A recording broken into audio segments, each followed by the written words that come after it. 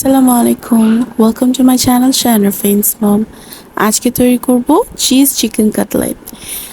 প্রথমে আমরা আলু সিদ্ধ করে নিয়েছি আর সাথে চিকেনটাকেও সিদ্ধ করে নিয়েছি। চিকেনের সাথে আদা রসুন বাটা, লবণ, গোলমরিচ দিয়ে সিদ্ধ করেছি। প্রথমে আলুটাকে আমরা ম্যাশ করে নেব, সাথে চিকেনটা দিয়ে দিব, ধনিয়া পাতা কুচি দিয়ে দিয়েছি, স্প্রিং অনিয়ন্স দিয়ে দিয়েছি, পেঁয়াজ কুচি দিয়ে দিয়েছি, সাথে দিয়েছি কাঁচামরিচ বাটা।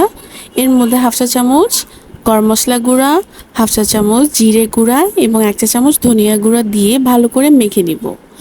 এটা ভালো করে মেখে নিয়েছি, দেখুন কেমন বাইন্ডিংস হয়ে গেছে সুন্দর। আমরা চিজগুলোকে সমান করে কেটে নিয়ে এখন এক হাতে আমরা এই ডোটাকে ধরবো এবং এর মাঝখানে সেই সমান করে রাখা মজরেলা চিজের পিসটা দিয়ে ভালো করে আমরা রাউন্ড শেপ বা আমরা যে টিকিয়া শেপটা করি এরকম একটা শেপ দিয়ে দিব। এই তো দেখুন, এভাবে আমরা প্রত্যেকটা কাটলেট বানিয়ে ফেলবো। আমাদের এই সহজভাবে কাটলেটগুলো হয়ে গিয়েছে আর খুব সহজভাবে আপনারা এই কাটলেটটা বানাতে পারেন। আর এটা খেতে খুব মজা হয়, খুব সহজে আপনারা স্ন্যাক্স হিসেবে খেতে পারেন, বাচ্চাদেরকেও সার্ভ করে দিতে পারেন, বাচ্চারা অনায়াসে খেয়ে ফেলবে। আমি একটা ডিম নিয়েছি, এর মধ্যে কিছুটা লবণ দিয়ে ফেটে নিয়েছি। এর মধ্যে আমি কিছুটা সেমাইয়ের গুঁড়ো নিয়েছি, আপনারা চাইলে ব্রেড ক্রাম্বস ইউজ করতে পারেন, তবে আমি একটু নতুনত্ব বা একটু ক্রিস্পিনেস আনার জন্য সেমাইয়ের গুঁড়োটা এবার ইউজ করেছি।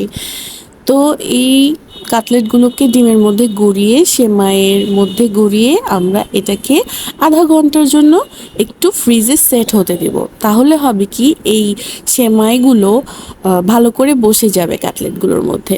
আধা ঘন্টা পর আমরা মিডিয়াম টু হাই হিটে এটাকে সুন্দর করে গোল্ডেন ব্রাউনিশ করে ভেজে নেব।